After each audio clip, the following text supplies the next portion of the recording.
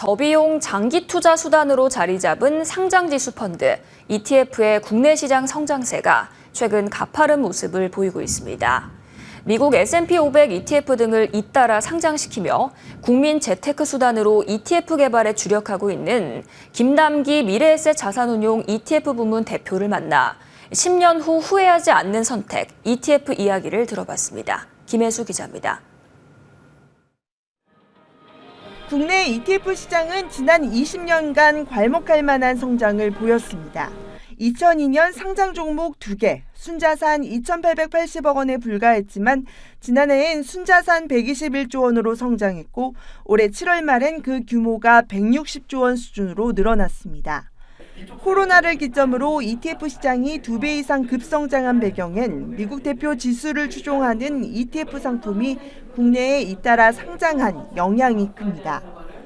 바로 이 시기 미래에셋 자산운용으로 넘어와 국내 최초로 미국 S&P 500 ETF를 상장시킨 김남기 ETF 부문 대표는 미국 시장의 대표성, 혁신성 못지않은 주주 친화적인 미국 기업 문화에 주목했습니다.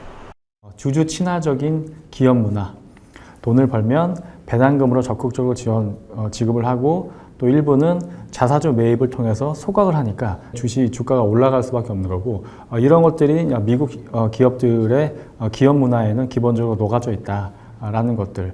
그리고 이제 이런 결과로 인해서 여러 가지 위기에도 꾸준히 우상향하는 모습을 보이면서 변동장세에 인버스, 레버리지 상품이 쏟아지는 상황에서 장기 우상향하는 S&P 500을 믿고 ETF를 내놓은 결과 현재는 자산 규모 4조 원이 넘는 국내에서 가장 큰 해외 주식형 상품으로 성장했습니다.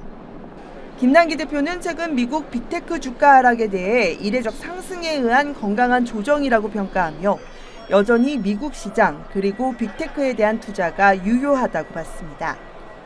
이제 장기 투자자가 생각할 거는 그럼에도 불구하고 빅테크들의 성장이 계속 될 거냐라는 부분인데 그럼에도 불구하고 AI를 중심으로 한 세상의 변화는 이제 시작이다. 그리고 그 변화의 중심에 미국의 빅테크주들이 있는 거는 자명한 사실이다라고 생각을 하고요.